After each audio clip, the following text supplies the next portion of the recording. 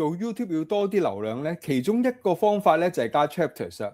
加 chapters 咧有幾個好處嘅。第一樣嘢咧就係其實咧你啲 chapters 有機會喺 Google 度俾人揾到嘅，即係話咧用戶即使未入 YouTube 喺 Google 度揾一啲嘢嘅時候咧，可能 Google 已經 suggest 緊你有 chapters 嗰一段嘅影片俾人哋睇，可能你個 chapters 已經係 answer 緊用戶某一啲嘅問題啊嘛。另外，當用戶去搜尋某啲嘅資訊，當佢見到你段片嘅時候，亦都可以打開 chapters 睇下到底有冇一啲佢想要嘅嘢。更加重要嘅咧就係喺 Google I/O 2026裏邊咧有一個嘅新功能發布咗咧，用戶嚟緊嘅時候喺 YouTube 度揾嘢咧，唔再係輸入某啲嘅關鍵字，而係可以成句句子咁樣輸入。而當成句句子輸入完之後咧 ，YouTube 就會整理唔同嘅內容去回答佢個問題。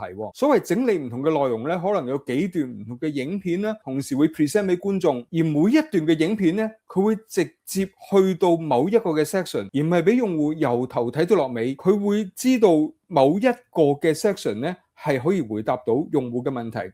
於是乎咧，佢就由嗰度開始播俾用戶睇，所以你可以想象咧，有 chapters 之後咧 ，YouTube 就更加容易將你嘅內容咧 recommend 俾用戶去回答佢哋某啲嘅問題。Hello， 我叫 Jensen。如果大家係第一次睇我嘅影片的話咧，呢個 channel 咧專講 social media marketing 同埋 AI 嘅應用嘅。過去嗰10幾年咧，我喺唔同嘅廣告公司啦，同埋傳媒啦，專做 social media marketing 嘅工作。而家我一間細嘅 social media agency 咧，係需要透過應用 AI 咧，提升我啲客戶喺 social media marketing 嘅表現嘅。我自己就好喜歡咧，將我自己學到啦、經驗過啦，甚至失敗過嘅體驗咧，都擺喺我自己呢個 channel 同埋我自己嘅社交媒體上面。因為我相信咧，面對呢啲嘅難題啊、呢啲嘅經驗、呢啲嘅工作咧，唔單止我去面對啊，好多朋友都會同樣一樣面對嘅。所以咧，希望大家如果對社交媒體嘅廣告啊、marketing 有興趣，或者大家做緊呢樣嘢嘅時候，甚至想了解多啲 AI 點樣幫助社交媒體嘅 marketing 嘅話咧，邀請大家 subscribe 呢個 channel， 最好撳埋鐘仔。咁每次我做相關嘅內容嘅時候咧，大家咧都唔會錯過啦。不過講咁耐，大家都知呢條片我既然咁樣講得，就係講 AI 點樣去做 chapters 啦。半年前左右咧 ，AI 做 chapters 咧係非常困難。Even 係 Gemini 佢去做 chapters 咧，我覺得成日都甩㗎。而呢一啲嘅 timestamp 同 topics 咧係唔升嘅。有陣時咧可以係遲咗半分鐘或者遲咗1分鐘。你可以諗一諗，當你係個用戶啊，你見到某一個嘅 topic 你想睇，撳入去個 timestamp 嘅時候，等5秒、10秒，而家仲未到15秒都未到，你會點啊？走咗啦。於是乎 YouTube 就好可能將我哋嗰段影片定義為唔好嘅影片，滿足唔到用戶啊。但係咧喺呢幾個月裏邊咧，我覺得 Gemini 去處理 chapters 咧已經好咗好多啊。而家係好可靠啊！而家咁我就嘗試做好簡單嘅一個嘅案例俾大家睇下。我呢一段片咧就係冇 chapters 啦，見到我嗰個 description 嗰度嚇冇 chapters 嘅，呢度係。咁於是乎我要做 chapters 喺呢個嘅Gemini 度點做咧？咁我首先抄翻呢一條嘅 link 出嚟啦，然之後咧好簡單嘅個 prompt，咁我就叫佢 suggest 一啲 chapters for this video， 用免費版本做會唔會唔好咧？咁樣你見到咧唔需要剪接，直接咧嚟到啲章節噶啦。嗱，既然佢已經有 chapters 啦，不如我就直接將呢堆 chapters 擺翻落我條片度，跟住咧 reload 一次，我就知道咧嗰樣嘢係咪 OK 啦。我 copy 啦，翻入嚟呢一度啦，咁大家見到咧格式上咧我都褪翻啱佢啦。好啦，咁我 save 咗佢啦，然之後咧我就嚟到呢段 video 啦，已經加咗 chapters 入去啊。於是乎我撳呢一度咧，就已經右手邊有齊晒啲 chapters。咁我啊逐個撳下，到底咧內容咧係唔係 OK 咯？重要嘅 AI 工具咧，第一次睇我嘅 video 的話咧，誒啱喎，佢一撳咧已經跳到去。如果第一次睇我嘅 video 嘅話咧，我係乜乜乜咁樣，已經係呢一度啦。咁所以咧係 OK 喎。然之後我哋睇下其餘啦，譬如話場景1啱唔啱咧？咁我繼續 play， 然之後去嗰個嘅 chapters 介紹下自己，我叫 Jensen。第一個功能咧就係利用 Gemini Canvas 嘅功能，然之後咧結合 notebook， 啱喎。大家見到係咪？呢個嘅 Gemini 做得幾好喎。睇埋第二個啦 ，OLM 嘅資訊使用場景咧係非常有用。都 OK 喎，第二個使用場景佢直接就去咗個使用場景，咁似乎咧 Gemini 做呢樣嘢咧係做得幾好嘅。之前咧我已經做過一段影片咧，講 Gemini 對比起其他幾個嘅 AI 工具，到底邊一個 AI 工具咧去處理唔同嘅 YouTube 影片 YouTube 嘅內容最好咧？Gemini 接近無敵噶啦，咁啊但係所謂接近啦，即係唔係啦。原來有另一個 AI 工具咧，係同佢平起平坐嘅。咁啊，大家可以睇翻呢一段片，睇下咧到底我講緊係邊一個 AI 工具啦。既然 Gemini 都做到呢個 Chapters 嘅功能咯，咁我使乜仲要介紹第二個方法咧？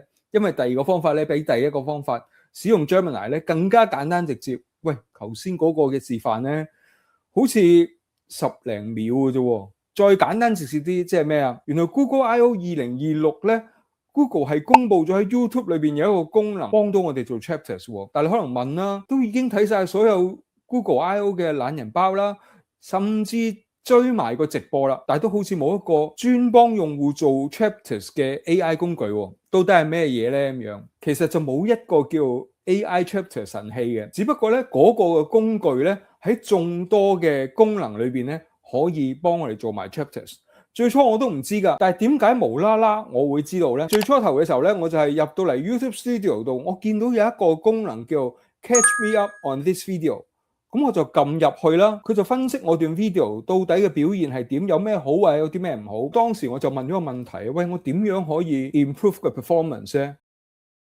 例如咧，優化個開場啊，即係咁樣啦，頭15秒點點點，跟住咧，其中一樣嘢咧就係話，建立翻啲 timestamp 嘅 chapters 啦。佢甚至俾埋 chapters 我，於是乎咧，我就直接將呢啲 chapters 咧擺咗落去我條片度，喂 work 喎，所以我先知道咧，原來我係可以使用 Art Studio 呢個功能咧。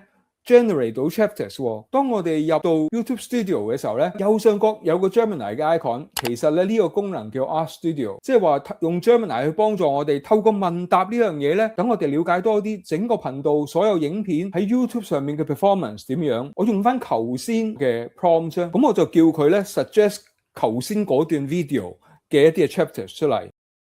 然之後好快咧，你見到咧佢已經出咗個 chapters 啊 ，copy 翻入嚟，貼翻落嚟呢一邊啦，將嗰啲 chapters。咁咧當然我可以 delete 緊某啲嘅內容啦，因為佢有陣時佢啲 chapters 咧就比較長一啲啦。其實咧好多時咧 YouTube 啊、Google 啊會用我哋啲 chapters 嚟回應用戶嘅一啲問題啊嘛。如果我哋嘅 chapters 咧係好似答緊人問題咁嘅時候咧，俾佢哋去引用回答用戶問題咧，可能嘅成數亦都大一啲嘅。好啦，我將呢一堆嘢咧擺咗落去個 description 度，即係已經有 chapters 啦 ，save 咗佢。咁我就去段影片度睇一睇 O 唔 OK 咯。咁跟住咧我就打翻去啲 chapters 啦。佢 define 嘅 chapters 同埋Gemini 咧係有啲唔同嘅。就例如咧，其實個時間差唔多啊。呢個係自我介紹及頻道主題呢啲咧 ，Gemini 係1分15秒。咁譬如話撳咗落嚟，咁我 play 咯。如果大家第一次睇我嘅 video 的話咧，我介紹下自己，我叫係嘛，即係呢度係自我介紹啦。跟住咧，我記得咧，頭先第一個場景嘅 timestamp 咧係4分09秒。咁而家呢一度4分08秒，即係好接近嘅，多過1秒2秒咧係冇乜問題嘅。咁我撳咗入嚟，跟住又播啦，好多倍。首先第一個功能咧就係利用 Gemini Canvas 嘅功能，見唔見啦 ？OK 喎，即係呢一度咧佢係準確喎。第二個場景啦，第二個使用場景咧係非常有用，亦都係特別啊要結合到 Gemini 先至用得到嘅。用呢個 Art Studio 呢個功能咧，直接喺你嘅 YouTube 度去 generate 一個 chapters 咧係非常之簡單，亦都非常之方便，甚至我唔使離開 YouTube 跳去 Gemini 度用添。咁當然啦，你會問，喂，到底會唔會淨係你呢段片 OK 啊？係咪你呢段片已經嘗試過10次8次先至嚟錄呢段片咧？嗱，嘗試過10次8次咧係真嘅，只不過咧就唔係用呢段片。呢段片咧我係攞嚟做示範，我之前未試過。但係咧我之前嘗試過用自己嘅頻道啦、客人嘅頻道啦、唔同長度嘅影片咧，去嘗試呢個 Art Studio 做 chapters 嘅功能。有一啲係幾分鐘啦，有一啲係10零20分鐘啦，甚至有啲係1個鐘，有啲係2個鐘嘅影片，即係 live 嘅影片啦。我去用呢一個嘅功能去做 chapters 咧，都幾可靠，做出嚟嘅效果咧都幾好。咁當然佢會 list 咗好多嘅 chapters 俾你咧，有啲嘅 chapters 可能你覺得係無謂嘅，咁你可以選擇咁去 delete 啦。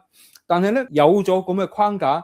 而嗰啲 timestamp 係準確的話咧，你加減 delete 改 topics 嘅文字等等咧，其實咧你已經輕鬆好多。如果冇 Gemini 或者 YouTube Studio 呢個 Art Studio 呢個功能咧，要做 chapters 咧，有陣時都幾辛苦噶。咁希望今次咧做 chapters 呢樣嘢咧，的確係幫到大家，即係去簡化自己做 YouTube 嘅一啲嘅流程啦。如果喜歡睇多啲關於社交媒體嘅分析啊、演算法嘅內容等等嘅咧，我建議大家睇呢一條嘅 playlist， 深入去分析唔同社交媒體嘅現象啦、演算法等等嘅事情啦。希望大家睇完之後咧，對社交媒體整體嘅操作啊、運作啊有深一步嘅了解。